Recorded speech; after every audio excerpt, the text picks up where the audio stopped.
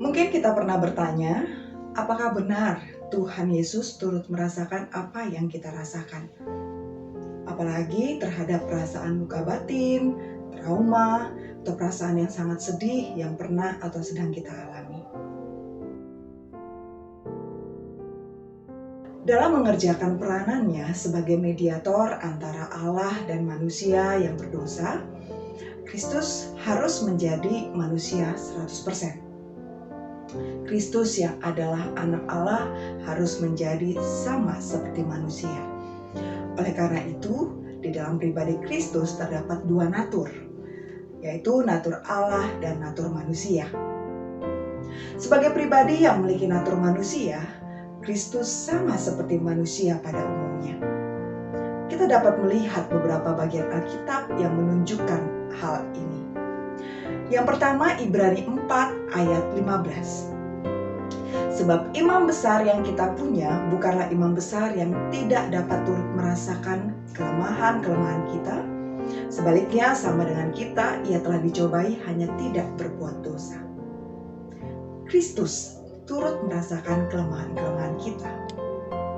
Matius 26 ayat 38. Lalu katanya kepada mereka, hatiku sangat sedih seperti mau mati rasanya. Tinggallah di sini dan berjaga-jagalah dengan aku. Kristus merasakan kesedihan yang amat dalam. Bagian yang ketiga, Yohanes 11 ayat 33. Ketika Yesus melihat Maria menangis dan juga orang-orang Yahudi yang datang bersama-sama dengan dia, maka masyagulah hatinya. Masyagulah hatinya dalam terjemahan Alkitab sehari-hari menggunakan kalimatnya, hatinya sangat sedih. Kristus bersedih melihat duka yang dialami Maria dan Marta. Jika kita melihat kitab Injil secara khusus, banyak sekali membuktikan bagaimana Kristus manusia 100%. Sebagai pribadi yang memiliki natur Allah dan natur manusia, mungkin kita bisa berpikir, ketika Yesus mengalami apa yang pada umumnya manusia alami, apakah kedua natur Kristus bisa bekerja bersamaan sehingga Yesus tidak merasakan apa yang manusia rasakan pada umumnya? Sebenarnya bisa. Karena natur ilahi dan natur manusia pada pribadi Kristus saling mendukung dan tidak terpisahkan.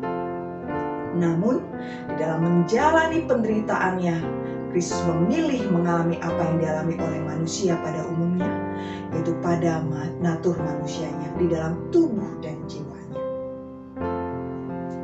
Lalu, dari keyakinan ini, sebagai pribadi yang memiliki natur manusia dan mengalami apa yang manusia alami, selain dosa tentunya, bukankah pemahaman keyakinan ini menolong kita untuk dapat menyatakan, ya, Kristus tahu apa yang aku rasakan dan alami.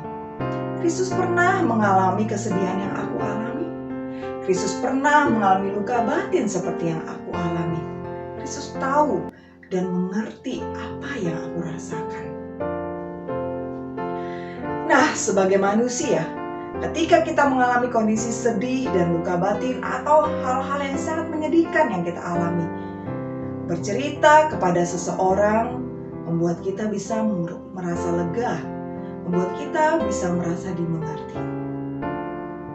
Keyakinan bahwa Yesus adalah pribadi yang turut merasakan apa yang kita rasakan, kiranya membuat kita mau datang kepadanya dan bercerita akan kesedihan dan luka batin yang kita rasakan atau pernah kita rasakan. Seperti ajakan Yesus pernah disampaikan di dalam Matius 11 ayat 28. Marilah kepadaku semua yang letih lesu dan berbeban berat, aku akan memberi kelegaan kepadamu. Mari kita datang kepada Kristus. Mari kita ceritakan kesedihan, apa yang kita rasakan, luka batin yang kita rasakan, trauma yang kita rasakan. Karena Kristus